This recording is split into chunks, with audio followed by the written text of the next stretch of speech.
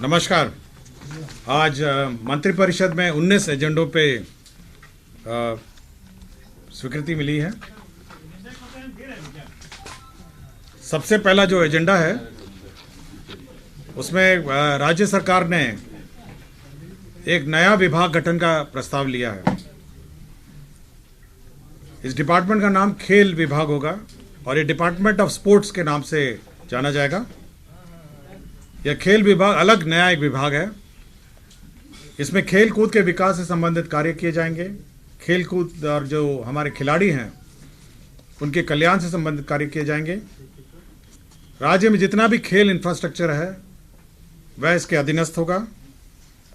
बिहार राज्य खेल प्राधिकरण जो है वह भी इसके अंतर्गत होगा। खेल यूनिवर्सिटी इसके अंतर्गत होगा और जितनी भी संस्थाएं हमारे राज्य में हैं खेल से संबंधित वह सब अब इस खेल विभाग के अंतर्गत आएगा। इसका मुख्य उद्देश्य यह है कि राज्य सरकार खेल को बढ़ावा देगी और साथ ही साथ राष्ट्रीय स्तर और विश्व स्तरीय पर अपने उत्कृष्ट खिलाड़ी तैयार करने में इस विभाग से के माध्यम से हो सकेगा। तो ये नया विभाग खेल विभाग कहा जाएगा और डिपार्टमेंट ऑफ स्पोर्ट्स कहा जाएगा। इसके ये अलग अलग डिपार्टमेंट होगा और ये पूर्व में पहले ये कला संस्कृति एवं युवा विभाग का एक अंश था। तो यह एक महत्वपूर्ण निर्णय है जहां पर एक नया विभाग गठन करने का राज्य सरकार ने निर्णय लिया। दूसरा निर्णय पंचायती राज विभाग से संबंधित है, जिसमें पंचायत स्तर पर जो प्रतिनिधि हैं उनके मानदेय में बढ़ोतरी का राज्य सरकार ने निर्णय लिया है। पंचायत स्तर पर जो 6 प्रकार के प्रतिनिधि हैं पंचायत स्तर पर, पहले हैं ग्राम पंचायत मुखिया हैं, दूसरे ग्राम पंचायत उप मुखिया हैं, तीसरे हैं ग्राम पंचायत सदस्य हैं जिसको वार्ड सदस्य कहते हैं, चौथे हैं ग्राम कचहरी सरपंच हैं, पांचवा है ग्राम कचहरी उप सरपंच हैं और छठे हैं ग्राम कचहरी सदस्य जिसको हम लोग पंच कहते हैं। ग्राम पंचायत मुखिया जो हैं इनका पूर्व में पहले मानदेय मासिक मानदेय है 2500 रुपये था। अब बढ़ाकर इसको 5000 कर दिया, दुगना कर दिया गया। ग्राम पंचायत उप मुखिया का मानदेय 1200 था, इसको बढ़ा के 2500 कर दिया गया। ग्राम पंचायत सदस्य इसका 500 था, इसको बढ़ा के 800 कर दिया गया है। ग्राम कचहरी सरपंच जो हैं ये 2500 थे, इनको बढ़ा के 5000 कर दिया गया है। और ग्राम कचहरी उप सरपंच हैं जिसको 1200 से बढ़ा के 2500 कर दिया गया। और ग्राम कचहरी सदस्य हैं पंच हैं जिसको 500 से बढ़ा के 800 कर दिया गया। तो यह बढ़ोतरी 6 पदों में की गई है। मेरे भाई ये सब उसमें नहीं है, इसलिए जो बोल रहा हूं ना उसको आप नोट कर लीजिए, ठीक है ना। उसमें नहीं है, हाँ, इसलिए मैं बार बार पूरा पढ़ रहा हूं। अब देखिए ना, मैंने आपको केवल ये कहा है राज्य सरकार ने जो निर्णय लिया है वो पंचायत स्तरीय प्रतिनिधि के संबंध में ही लिया है और 6 पंचायत प्रतिनिधि के संबंध में लिया है जिसको मैंने पढ़ दिया आपको। इसमें और किसी को कुछ पूछना हो? इसमें जो कुल व्यय होगा वो 3,39,38,38,85,600 रुपये मात्र होगा। अब संख्या भी मैं पढ़ देता हूं, उसमें नहीं है, कृपया नोट कर लें। ग्राम पंचायत मुखिया हैं 8,053 जो अब 5,000 रुपये पाएंगे। ग्राम पंचायत उप मुखिया हैं 8,053 हैं जो अब 2,500 रुपये पाएंगे। ग्राम पंचायत सदस्य वार्ड सदस्य हैं ये 1,0268 हैं जो अब ये 800 रुपये पाएंगे। ग्राम कचहरी सरपंच जो हैं ये 8,053 हैं जो 5,000 रुपये पाएंगे। ग्राम कचहरी उप सरपंच हैं जो अब 2,500 रुपये पाएंगे। और ग्राम कचहरी सदस्य जो पंच हैं वो 1,01,268 है जो 800 रुपये पाएंगे। क्लियर हो गया? किसी को आंकड़े और चाहिए? हाँ,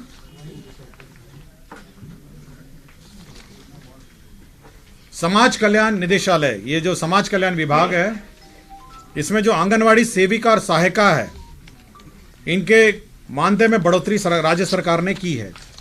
आपको जानकारी होगा कि जो मानदेय है सेविका और सहायिका आंगनवाड़ी केंद्रों पे उसमें 60% भारत सरकार देती है और 40% राज्य सरकार देती है। यही प्रावधान है। समय समय पर राज्य सरकार ने अपना जो अंश है, जो 40% है, उसमें बढ़ोतरी की और भारत सरकार का अंश जो है वो यथावत रहा। अब राज्य सरकार ने इसको और बढ़ा दिया, अपना जो अंश है। और अब जो स्थिति है, मैं पढ़ देता हूं जो आपको जानकारी में। अब जो सेविका है, सेविका, उसका अब 7,000 रुपये हो जाएगा, 7,000 रुपये। पूर्व में इसको 5,950 मिलता था, अब ये हो जाएगा 7,000। और जो सहायिका है, इसको 2,975 रुपये मिलते थे, अब ये बढ़ के हो जाएगा 4,000। राज्य सरकार जो अंतर राशि है, जो भारत सरकार जो 60-40 में देती है, वो अंतर राशि अब राज्य सरकार देगी। अब अगर पूरा रेशो देखा जाए, जो 7,000 रुपये सेविका को मिलेगा और सहायिका को 4,000 मिलेगा, तो अब भारत सरकार का अंश जो हो जाता है वो 38.57 हो जाता है। 38.57% हो जाएगा भारत सरकार का अंश। और राज्य सरकार का जो अंश होता है इस पूरे व्यय में, वो 61.43, 61.43। मैं पुनः पढ़ देता हूं। आंगनबाड़ी सेविका का 5,950 होता है, उसको बढ़ा के कर दिया गया है 7,000। और आंगनबाड़ी सहायिका का है 2,975, जो बढ़ा के कर दिया है 4,000 रुपये। भारत सरकार का गाइडलाइन है कि 60% भारत सरकार देती है और 40% राज्य सरकार देती है। क्योंकि भारत सरकार ने अपना जो अंश है वो यथावत रखा है, इसलिए राज्य सरकार ने अपना अंश बढ़ा दिया है, जिस कारण से अब भारत सरकार का अंश हो जाता है 38.57 और राज्य सरकार का हो जाता है 41.43। गवर्नमेंट ऑफ इंडिया शेयर हो जाता है 38.57 और राज्य सरकार का हो जाता है 61.43। क्लियर है सबको? किसी को कुछ पूछना है? हाँ, आपको संख्या मैं बता देता हूं कितने लोग हैं। सेविका है, कुल स्वीकृत पद है 1,15,009, 1,15,009। और सहायिका का है 1,15,009। कुल मिला के 2,30,018। अब इस टोटल जो प्रस्तावित वृद्धि है, अब फाइनल जो इंक्रीज है, जो वृद्धि हुआ है 286,37,24,100 रुपए मात्र। क्लियर हो गया आपको? 286 करोड़ 37,24,100। ये एडिशनल है, ये एडिशनल है। प्रस्तावित वृद्धि के उपरांत राज्य भत्ता हेतु राज्य स्कीम मद, ये राज्य स्कीम मद पर अतिरिक्त व्यय होगा, ये एडिशनल है 286.37 करोड़। ठीक है, मैं पूरा चार्ट आपको दे देता हूं, अब टोटल जोड़ घटाव कर लीजिएगा। ठीक है, राज्य सरकार ने आईटी पॉलिसी की घोषणा की है, इंफॉर्मेशन टेक्नोलॉजी पॉलिसी। राज्य में इंफॉर्मेशन टेक्नोलॉजी के यूनिट्स लगे, इंफॉर्मेशन टेक्नोलॉजी के उद्योग लगे, इसलिए राज्य सरकार ने आईटी पॉलिसी की घोषणा की है। इसके अंतर्गत जो प्रावधान किए गए हैं उसमें 30% कैपिटल सब्सिडी है, 30% capital subsidy to a maximum of 30 crore. तो कैपिटल सब्सिडी है, ये 14 नंबर एजेंडा है। 30% capital subsidy to a maximum of 30 crore.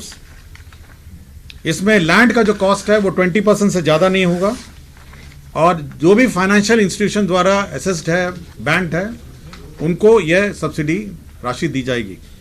इसका एक ऑल्टरनेटिव है, जो भी यूनिट्स हैं वो इंटरेस्ट सबवेंशन भी ले सकते हैं, जो 10% के हिसाब से होगा और ओवरऑल प्रोजेक्ट कॉस्ट का 50% या 40 करोड़ जो अतिरिक्त होगा। 30% कैपिटल सब्सिडी होगा to the maximum of 30 crore और interest subvention of 10% to a maximum of 40 crore. इसके साथ साथ लीज रेंटल सब्सिडी, जो आप ये लेते हैं, किराए पे ऑफिस लेंगे उसमें 50 रुपये प्रति स्क्वायर फीट प्रति मंथ के हिसाब से भुगते होगा, जो 50% ऑफ लीज रेंटल होगा। और ये 5% प्रति वर्ष इसमें बढ़ोतरी होगी कमर्शियल स्पेस में। इसमें इलेक्ट्रिसिटी टैरिफ होगा 25% ऑफ द इलेक्ट्रिसिटी टैरिफ मिलेगा आपको, 25% of the electric tariff. Employment subsidy आपको मिलेगा 5,000 रुपये, जो ईपीएफ की कॉस्ट है वो 100% रिबर्समेंट होगा। और 100 से ज़्यादा करोड़ का अगर इन्वेस्टमेंट होगा तो राज्य सरकार अलग से निर्णय लेगी। तो ये आईटी पॉलिसी है, मैं इसका पूरा डिटेल आपको दे दूंगा। ये आईटी पॉलिसी राज्य सरकार ने स्वीकृत किया है। तो ये महत्वपूर्ण 4 एजेंडा थे जिसको मैंने आपको बताया।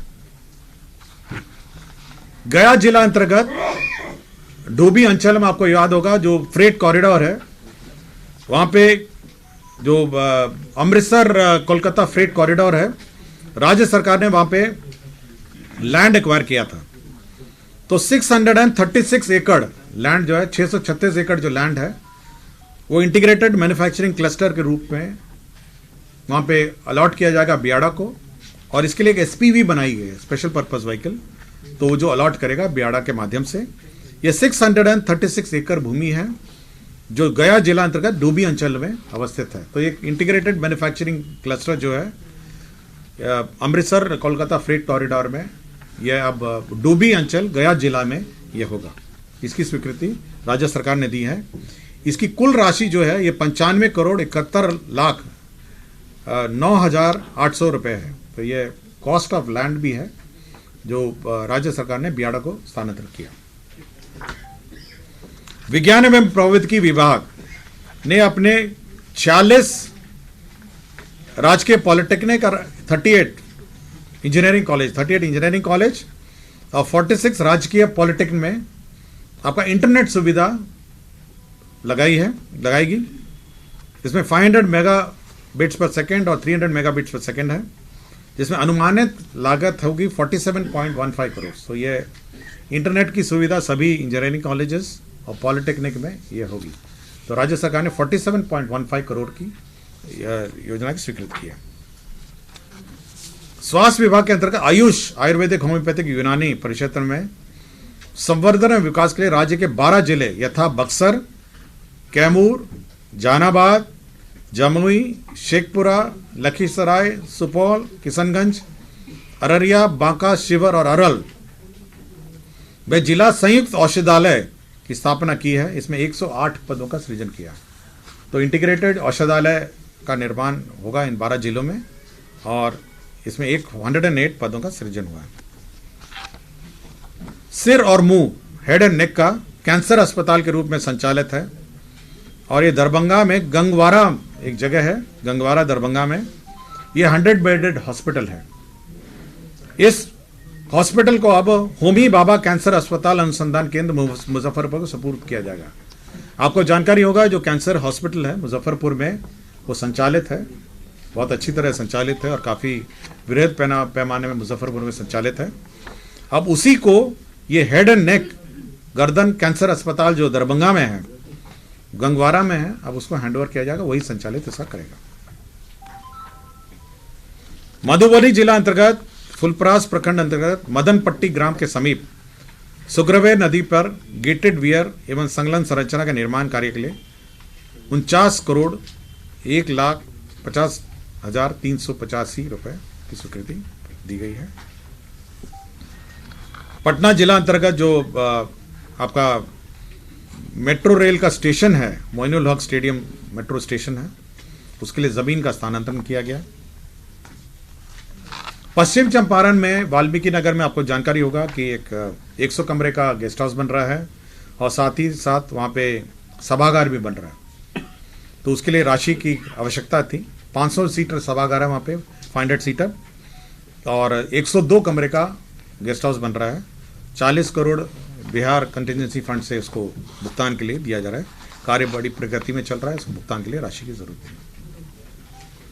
मिथिलेश कुमार साहू हैं निर्वाचन विभाग में रिटायर्ड बप्रस के पदाधिकारी। निर्वाचन के मद्देनज़र इनको 2025 निर्वाचन तक इनको 2 वर्षों के लिए इनके संविदा पर नियोजन के लिए स्वीकृति दी गई। सामान्य प्रशासन विभाग ने राजधानी सेवाओं में प्रोन्नति के पद सोपान के तदर्थ पूर्णतः अस्थायी व्यवस्था के अंतर्गत राज्य कर्मी को प्रोन्नति के पदानुक्रम में विहित वेतनमान में उच्चतर पद का प्रभाव लेने हेतु निमित्त प्रवृत्त अस्थायी स्थापना कार्यकारिक व्यवस्था नियमावली 2023 लागू की है। इसका डेट था दिसंबर तक, उसको अब एक्सटेंड कर दिया गया है, तो समय सीमा को अब विस्तारित किया गया है। इसी पर स्वीकृति अब ये 12/2/2024 तक का जो प्रमोशन हो रहा था ये कार्यकारी व्यवस्था के अंतर्गत, उसको एक्सटेंड करते हुए 12/2/2024 तक दे पाएंगे। सामान्य प्रशासन विभाग में संकल्प संख्या 7433 में जो कालावधि है, कालावधि में संशोधन किया गया है और न्यूनतम कालावधि में संशोधन किया गया है, इसकी स्वीकृति दी गई है। श्री रामेश्वर मिश्रा तत्कालीन मुंसिफ बेगूसराय, वर्तमान में सब जज और एसीजे वैशाली हाजीपुर हैं, उनको सेवा से बर्खास्त किया गया है। मनीष तत्कालीन प्रभारी उपाधीक्षक सदर अस्पताल कटिहार है, तो इनको सेवा माननीय उच्च न्यायालय के आदेश के आलोक में इनको वापस लेते हुए सामान्य सेवा मानते हुए सेवांत लाभ आदि भुगतान करने का निर्णय लिया है। बिहार अल्पसंख्यक आयोग में सदस्य सचिव का पद उप सचिव का से अन्य पदाधिकारी का पद सृजन किया गया है। स्वर्गीय दिनेश कुमार सिंह है, भूतपूर्व सदस्य बिहार विधान सभा, इन्होंने लिवर ट्रांसप्लांट किया था। 71,78,452 रुपये इनको भुगतान किया गया। यह भी माननीय सर्वोच्च न्यायालय के आदेश से हुआ है। तो यही एजेंडा आज 19 एजेंडा पर निर्णय हुआ है। यदि किसी को कुछ पूछना हो तो पूछ सकते हैं। वो अपने को रजिस्टर करेंगे, ये बिल्कुल स्पष्ट प्रावधान है। लेकिन ये और रजिस्टरिंग अथॉरिटी डायरेक्टर स्पोर्ट्स है, उसमें यह बिल्कुल स्पष्ट प्रावधान है। तो ये संभवतः ये अब क्योंकि संभवतः ये स्पोर्ट्स संघों ने भी ध्यान नहीं दिया। अब जब ये स्पोर्ट्स का डिपार्टमेंट अलग हो जाएगा तो अब इसमें बस यही मतलब ये मूल काम है ना सब, कि सारे संघों का रजिस्ट्रेशन होगा, सारे संघों पर रेगुलेशन होगा। जो एक्ट के 2013 का एक्ट पढ़ लीजिएगा आप लोग, 2013 का जो एक्ट है आप गूगल करिए ना, स्पोर्ट्स का, ये कला संस्कृति विभाग में है, 2013 का एक्ट है। तो उसमें सब प्रावधान है कि राज्य में स्पोर्ट्स का किस अधिनियम से हो गया। धन्यवाद।